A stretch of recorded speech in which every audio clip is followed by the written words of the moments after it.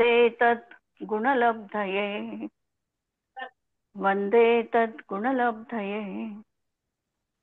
अंतिम शासन नायक 1008 भगवान महावीर स्वामी की जय। द्वादशांग श्रुतदेवी की जय। स्वाध्याय कक्ष संपेपर्यंत आपणा सर्वांना चतुर्विध आहाराचा त्याग असणार आहे।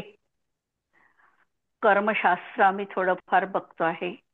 जीव परिणाम करत असतो, या परिणामांच्या माध्यमातून त्याला प्रतिसमय कर्मबंध होतो। हा कर्मबंध त्याचं विशिष्ट नाव आगमामध्ये आलेलं आहे। तो कर्मबंध होतो त्याला समय प्रबद्धाचा। समय प्रबद्ध एका समयात बद्ध झालेलं कर्म समय प्रबद्ध। व्युत्पत्ती पाहिली तर आता हे समय प्रबद्ध ह्याच्यामध्ये किती परमाणू येतात तर अनंत परमाणूंचा हा एकदम संच आहे। म्हणजे अनंत पार्टिकल्स कर्माचे एका समयात जीव बांधत असतो।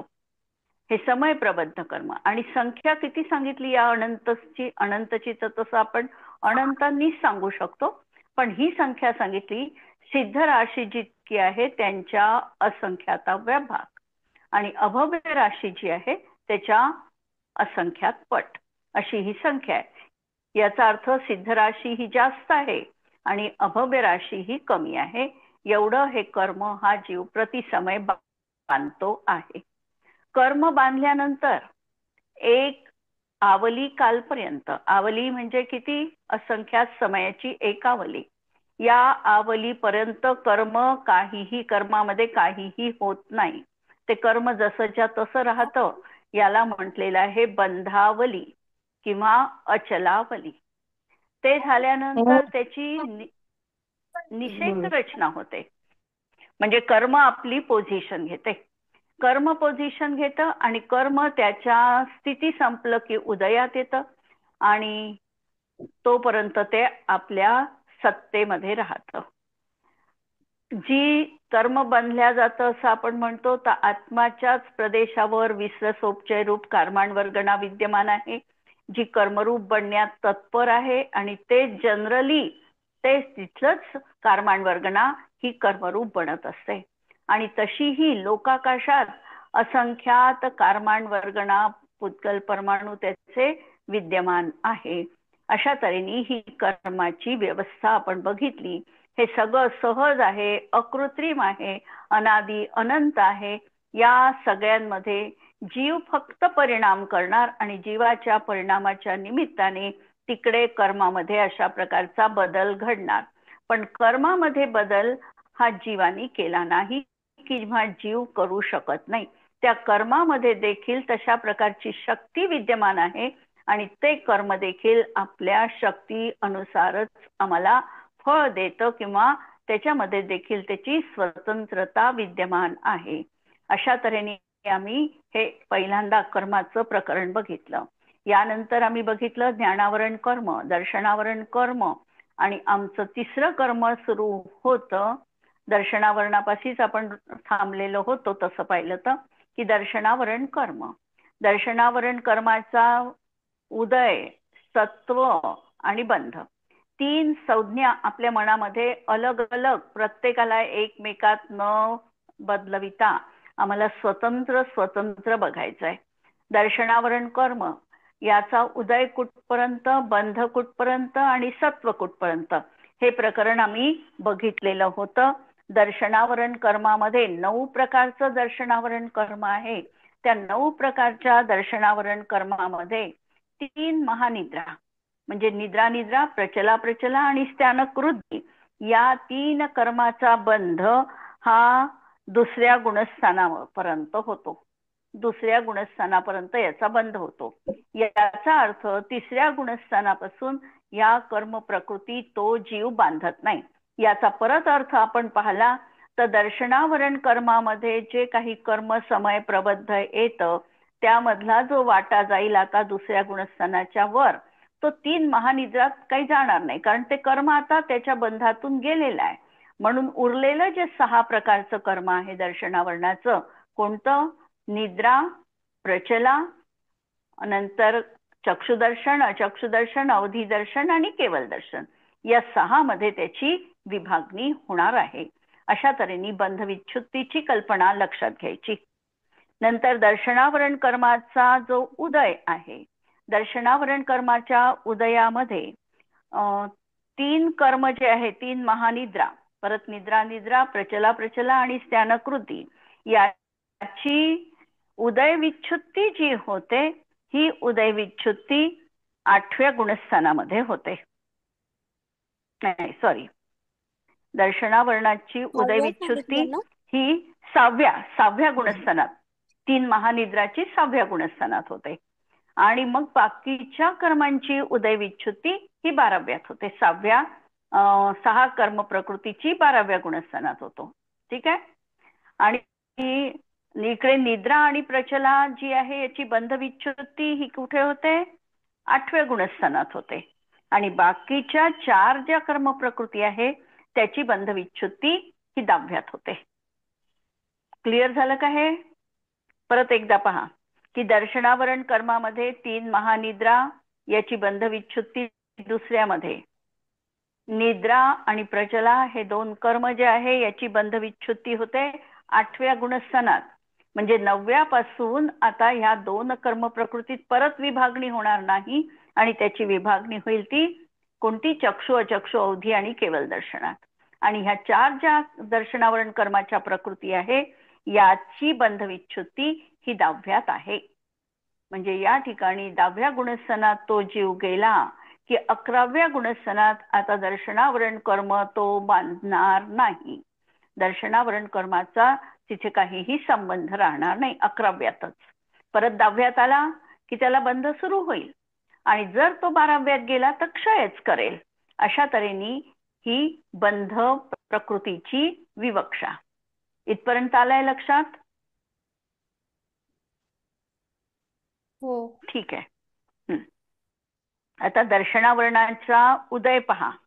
दर्शनावरण कर्माचा उदय, उदयाच्या बाबतीत काय पाहायचं की पहिल्यांदा तर पहिल्या गुणस्थानात वगैरे सगळ्यात 6-5 पर्यंतच्या गुणस्थानात, 6 पर्यंत गुणस्थानात या 9च्या 9 प्रकृतींचा उदय राहणार आहे.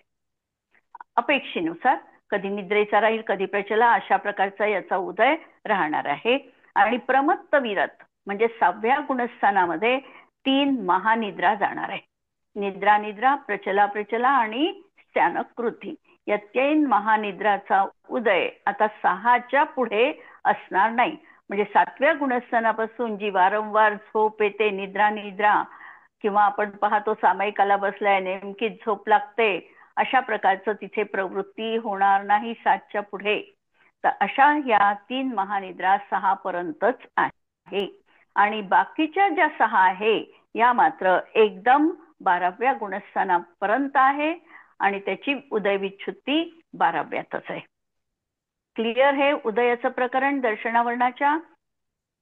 तिसरं आता सत्वविच्छुत्ती. तर दर्शनावरण कर्माची सत्वविच्छुत्ती पाहताना 3 महानिद्रा याची सत्वविच्छुत्ती आहे 9व्या गुणस्थानात, आणि वृत्तीकरण या गुणस्थानामध्ये 3ची, आणि 6ची सत्वविच्छुत्ती आहे 12व्यामध्ये. म्हणजे 12व्यापर्यंत हे कर्म जीवाजवळ आहे. उदयात पण कुठपर्यंत आहे? 12 पर्यंत. आणि सत्वात पण कुठपर्यंत आहे? 12 पर्यंत. याचा अर्थ या कर्म प्रकृती उदयात येऊन स्वमुखानी फळ देऊन नष्ट होतात. जेव्हा उदय आणि सत्व एकाच गुणस्थानात नष्ट होतं तेव्हा त्याचा अर्थ समजायचा की त्याच ठिकाणी त्या कर्म प्रकृती स्वमुखानी उदयात येऊन निघून जाणार आहे. 3 क्लिअर झालं दर्शनावरण कर्माचं. आता पुढे जायचं. पुढे आपण प्रकरण थोडं 3 महानिद्राची सत्वनिच्छुत्ती, सत्वविच्छुत्ती 9व्या गुणस्थानात. सत्व तिथे गेलं. ठीक आहे. हा. आणि आपण प्रकरण त्या दिवशी पाहत होतो सत्वाचंच थोडंसं प्रकरण निघालं होतं की 72 प्रकृती आणि 12 प्रकृती. आता ते तर परिपाठीनुसार पूर्ण आपल्याला सत्वाचा कोष्टक लावावं लागतं. आणि या सत्वाच्या कोष्टकात आपण बघितलं त्या दिवशी थोडंसं की उपशम श्रेणी अपेक्षेनी आणि क्षपक श्रेणी अपेक्षेनी आम्हाला वेगवेगळे परिणाम म्हणजे आम्हाला कोष्टक सत्वामधून वेगवेगळं काढावं लागतं. जेव्हा आम्ही सत्व विच्छुत्तीचं कोष्टक लावतो ते बहुतांश क्षायिक सम्यक्त्व क्षपक श्रेणी आरोहण करणाऱ्या जीवाच्या अपेक्षेने लावतो. आता जो उपशम श्रेणी आरोहण करणारा जीव असेल, उपशम श्रेणी चढणारा, तो उपशम श्रेणी चढणारा जीव असेल तर तो कोणत्याही कर्म प्रकृतींचा नाश करत नाही, क्षय करत नाही. लक्षात घ्या, तो कर्म प्रकृतीचा तो क्षय करत नाही. कोण? उपशम श्रेणीनी जो आरोहण करतो तो. आता तो जर समजा उपशम श्रेणीनी आरोहण करणारा आहे आणि क्षायिक सम्यक दृष्टी आहे, उपशम श्रेणी चढणार आहे पण हॅलो, कोणाचा माईक सुरू आहे? म्यूट करा, म्यूट करा. Hello. So he was there in ArcelorMittal as on the client side and then consulting side. Hello, सुनाय ना ताई? तुम्ही तुमचा माईक म्यूट करा. हो हो, एक मिनिट. हा, ट्राय करतो. मला थोडं जमायला वेळ लागेल. माईक बंद आहे माझा. आता जो नाही, म्यूटवर नाही आहे.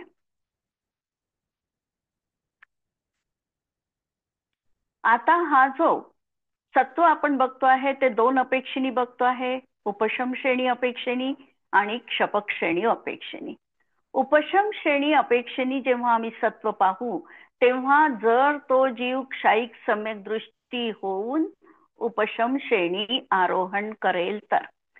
मी एवढं सांगते पण हे समजताय ना? दीप्ती आहे का? दीप्ती, रसिका? हो, थोडं थोडं येत आहे लक्षात. कळतंय. सांगू ना थोडं? हो हो हो. हा हा. तर हा जो उपशम श्रेणीनी चढतोय आहे कोण? मुळात क्षायिक सम्यक दृष्टी झालेला आहे आणि उपशम श्रेणी आरोहण करतोय. तर त्यांनी किती प्रकृतींचा नाश केलेला आहे? आता 7 प्रकृतींचा नाश केलेला आहे. दर्शन मोहनीयाच्या 3 आणि चारित्र मोहनीयाच्या 4 अनंतानुबंधी है ना. 7 प्रकृतींचा नाश त्यांनी केलेला आहे. पण आता तो उपशम श्रेणी आरोहण करतोय. उपशम श्रेणी आरोहण करत असताना तो जाणार कुठपर्यंत आहे? 11 पर्यंत जाणार आहे. 11 मधून तर तो नक्की खाली येणार आहे. आता त्यामुळे तो कोणत्याही प्रकृतीचा पुढे क्षय करू शकत नाही. असेल तर त्याच्या 2 आयु फक्त सत्वात राहणार नाही. एक देवायू सत्वात राहू शकते, वर्तमान मनुष्यायू त्याच्या सत्वात राहू शकते. मनुष्यायूचं तो सत्व तो भोगतच आहे. बद्धमान असेल तर देवायू त्याच्या सत्तेमध्ये असू शकतात, परंतु तिर्यंचे आयु आणि नरकायू मात्र त्याच्या सत्तेत असत नाही. हे क्लिअर? कारण जेव्हा तो व्रत जीवनात घेतो, व्रत घेण्यासाठी तो जीव निश्चितपणे नरकायूचा त्यांनी बंध केलेला नसला पाहिजे आणि तिर्यंच्या आयूचाही त्यांनी बंध केलेला नसला पाहिजे आणि मनुष्यायूचाही बंध केलेला नसला पाहिजे. मनुष्यायी भोगत आहे तर मनुष्यायूत तो भोगणार आहे. भोगत असताना समजा त्यांनी मनुष्यायू बांधली असेल तर तो श्रेणी चढू शकत नाही. देवायू सत्तेत असेल बद्धमान तर मात्र श्रेणी चढू शकतो. त्यामुळे या 2 आयु त्याच्या सत्तामध्ये असणार नाही. एवढ्या म्हणजे 4 आणि 3 7, दर्शन मोहनीयाच्या 4, दर्शन मोहनीयाच्या 3, चारित्र मोहनीयाच्या 4, 4 आणि 3 7 आणि ह्या 2 आयु अशा 9 प्रकृतीची त्याच्याजवळ सत्ता असत नाही. इथपर्यंत आलाय लक्षात? आणि आता तो 8, 9, 10 आणि 11 या गुणस्थानात तो चढणार आहे. त्यावेळेला चढत असताना तो कोणत्याही प्रकारे तो सत्व काढत नाही, म्हणजे क्षय करत नाही. भलाई त्याची तिथे त्या गुणस्थानात बंध विच्छुत्ती आहे, परंतु सत्व विच्छुत्ती मात्र असत नाही. आणि तो जीव उपशम श्रेणी आरोहण करतो.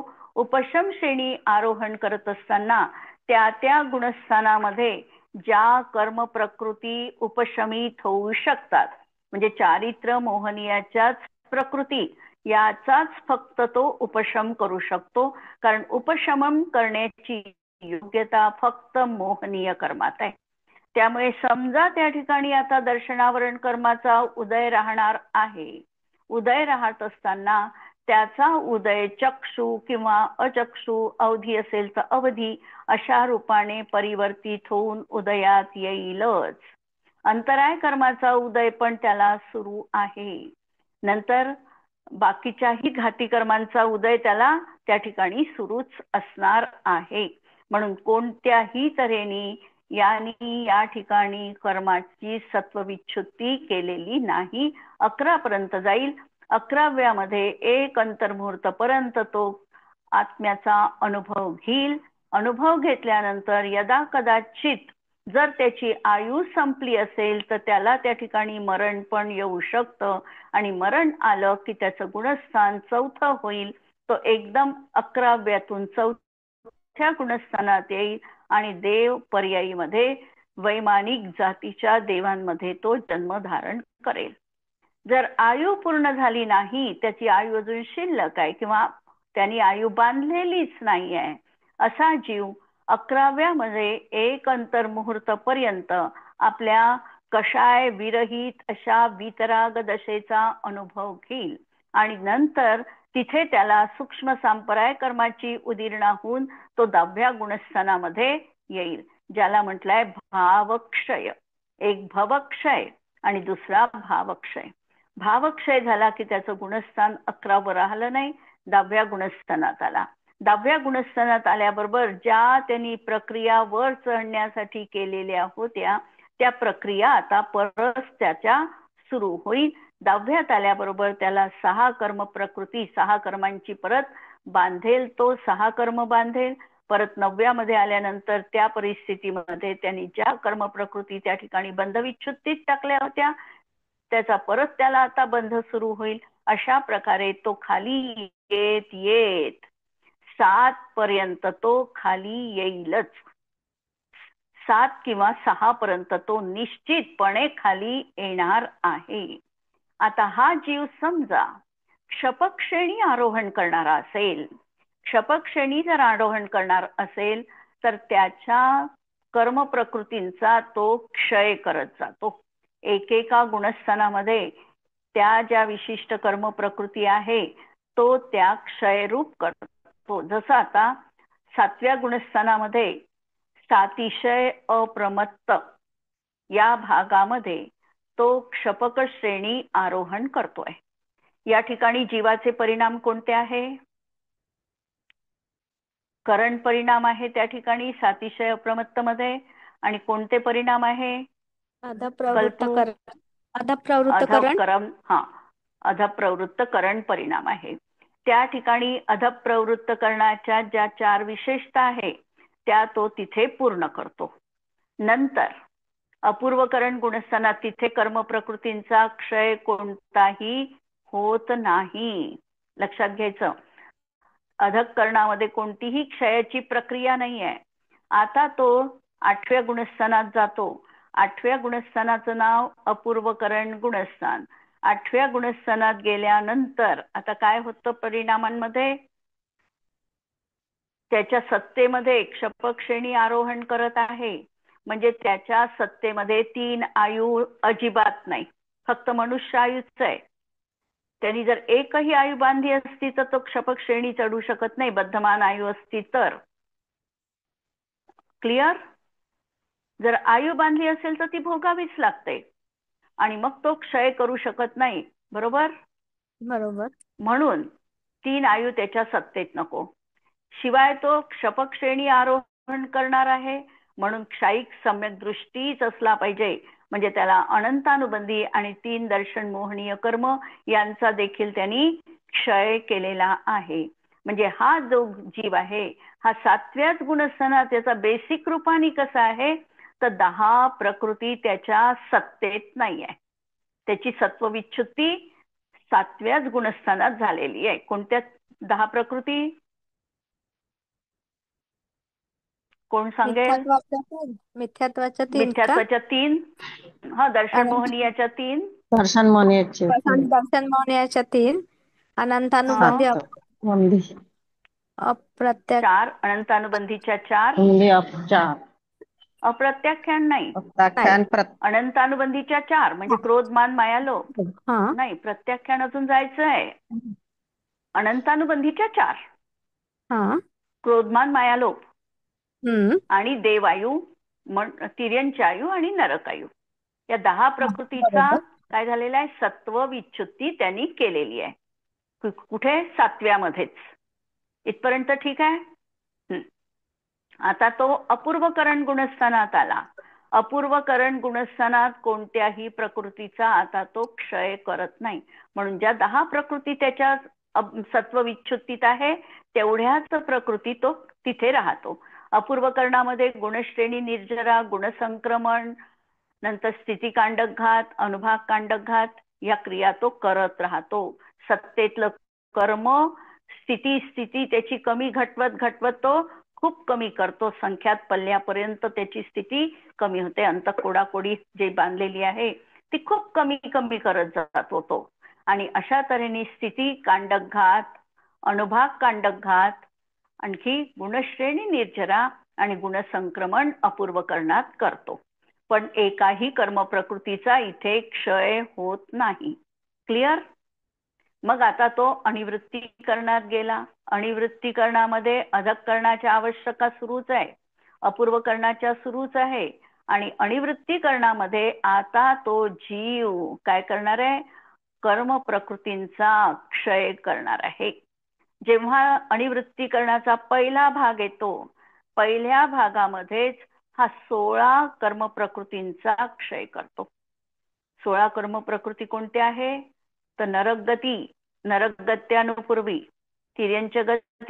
तिर्यंचगत्यानुपूर्वी नंतर एकेंद्रिय विकलत्रय म्हणजे द्विनिंद्रिय 3 इंद्रिय आणि चतुरेंद्रिय 3 महानिद्रा ज्या आत्ता आपण पाहिल्या 9व्या गुणस्थानात जातात त्या निद्रा प्रचला आणि स्त्यानकृती त्यासोबत उद्योत आतप एकेंद्रिय साधारण सूक्ष्म आणि स्थावर अशा 16 प्रकृतींची तो सत्व विच्युती करतो म्हणजे क्षय करतो.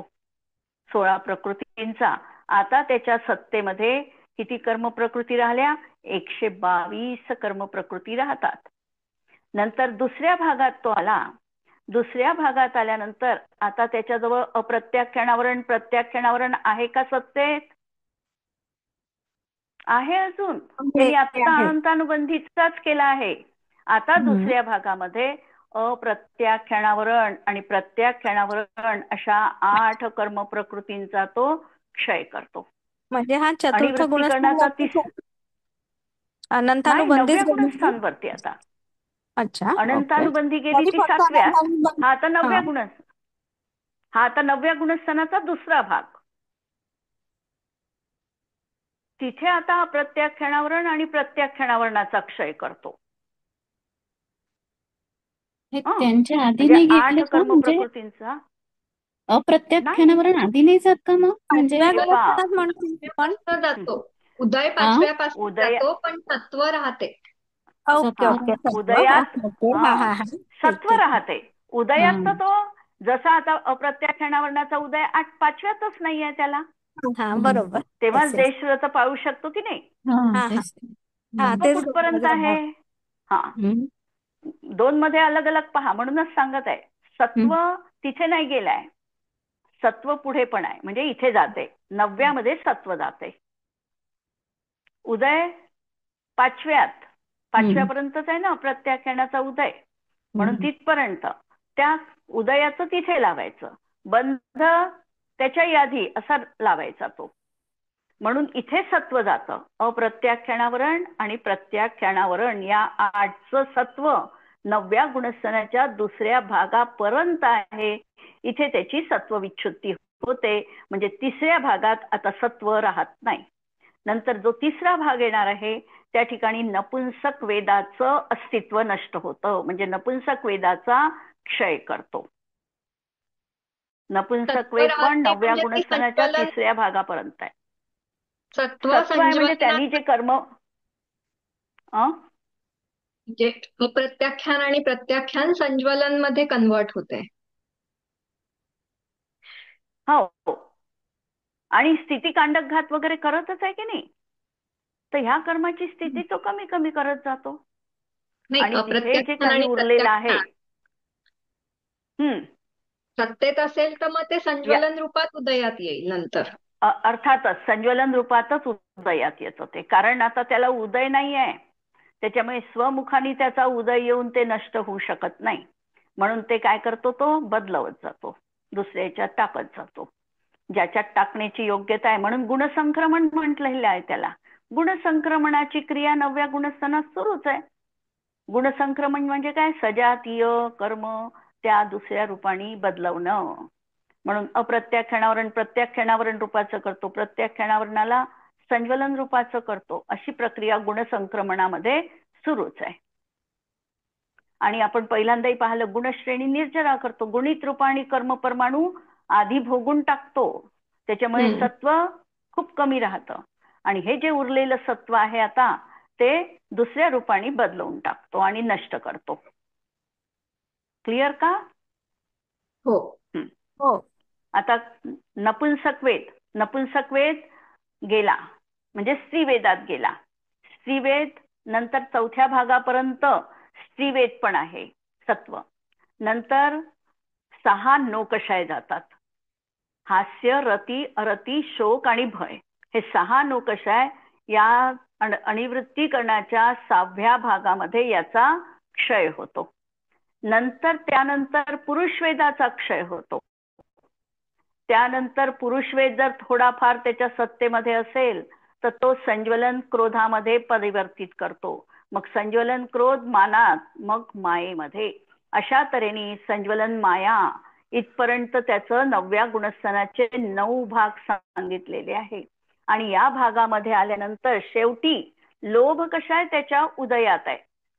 बादर लोभ कोणतं नंतर उदयात आहे. माया कशाला नष्ट केलं, माया कशात नष्ट केलं, बादर लोभात टाकून.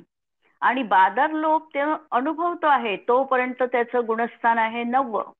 आणि या 9व्या गुणस्थानामध्येच हा जो काही बादर लोभ आहे, बादर म्हणजे जाणण्यायोग्य, ज्ञात होण्यायोग्य असा जो लोभ आहे, याचं कृष्टीकरण करतो. कृष्ट कमी कमी कमी कमी करत राहतो.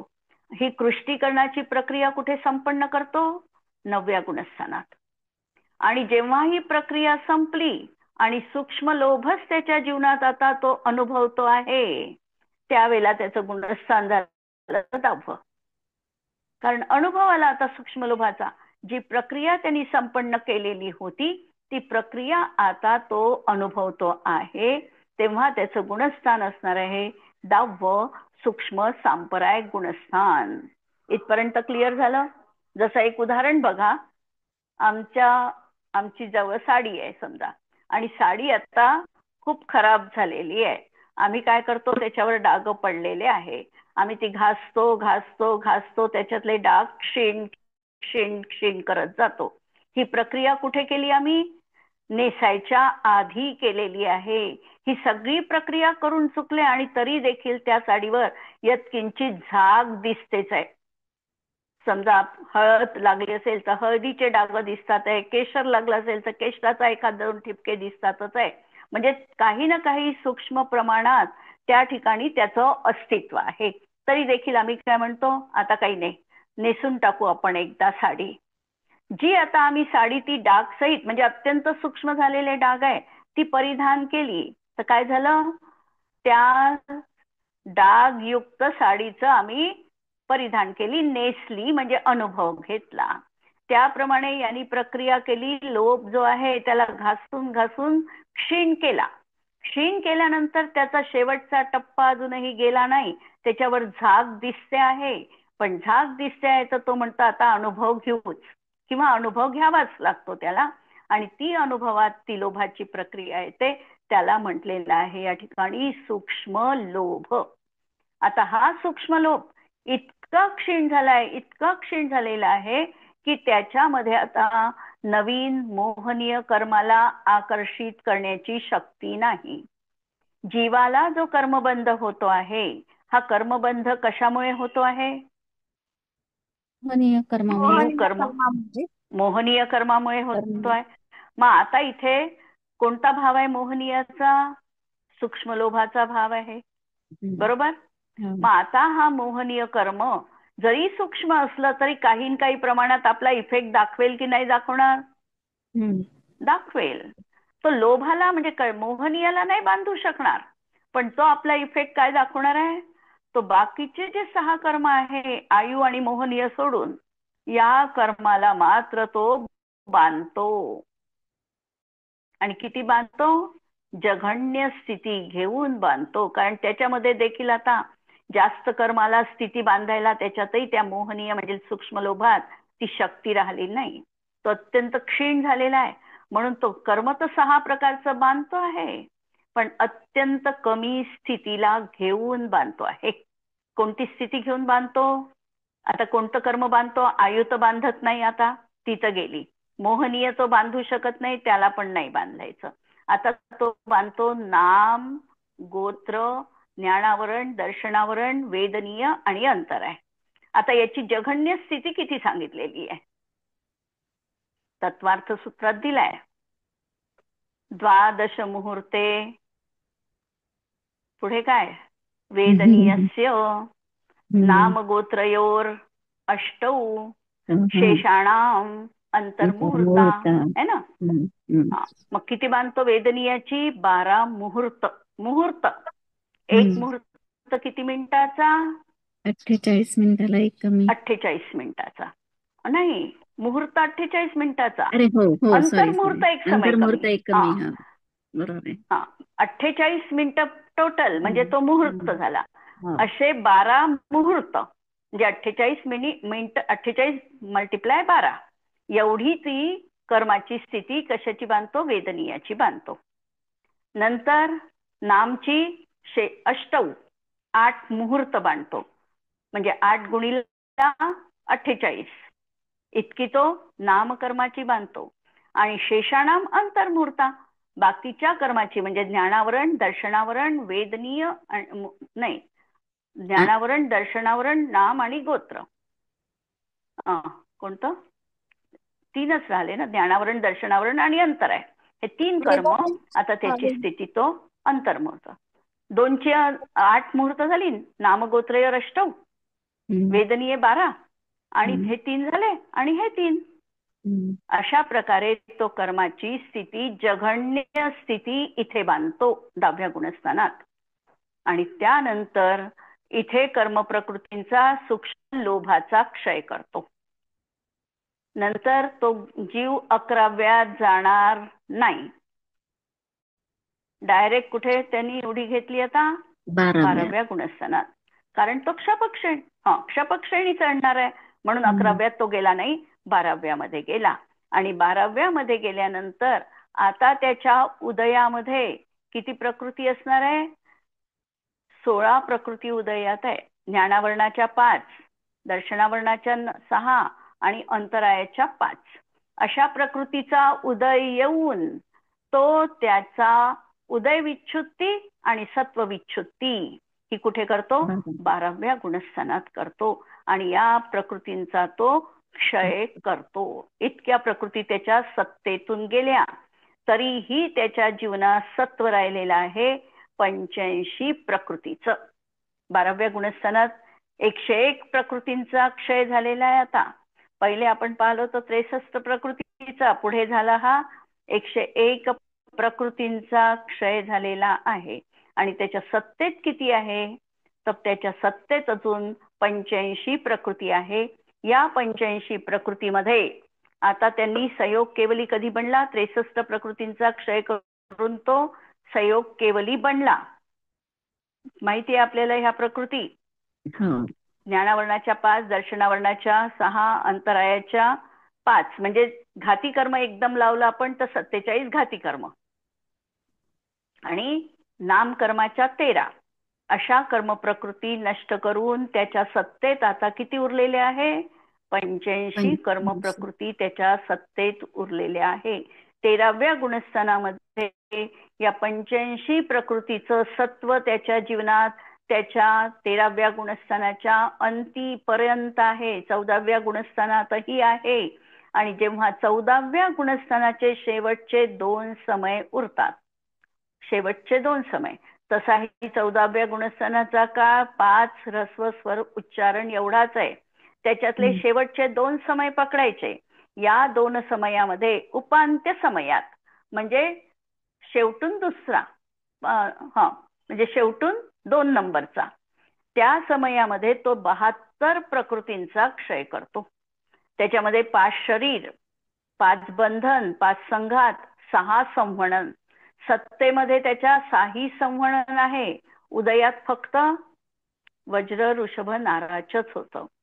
सत्तेमध्ये 6 संस्थान आहे. उदयात 6 राहू शकतात.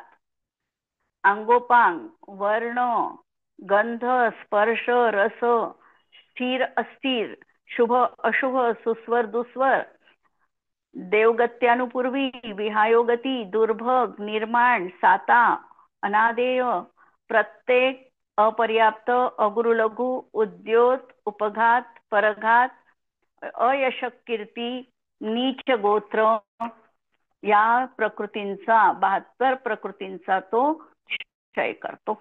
आणि शेवटच्या समयामध्ये आता ज्या प्रकृती शेवटपर्यंत त्याच्या जीवनात राहणारच आहे अशी मनुष्यगती, मनुष्यगत्यानुपूर्वी, मनुष्यायु, उच्च गोत्र, तीर्थंकर असेल तर तीर्थंकर नामकर्म, यशक कीर्ती, आदेय, पर्याप्त, पंचेंद्रिय, सुभग, त्रस, बादर आणि साता असातापैकी एक, अशा प्रकारे या 13 प्रकृतींचा क्षय करून ते जो काही तो अयोग केवली अवस्थेमधले असलेला जीव सिद्ध पदाला प्राप्त होतो.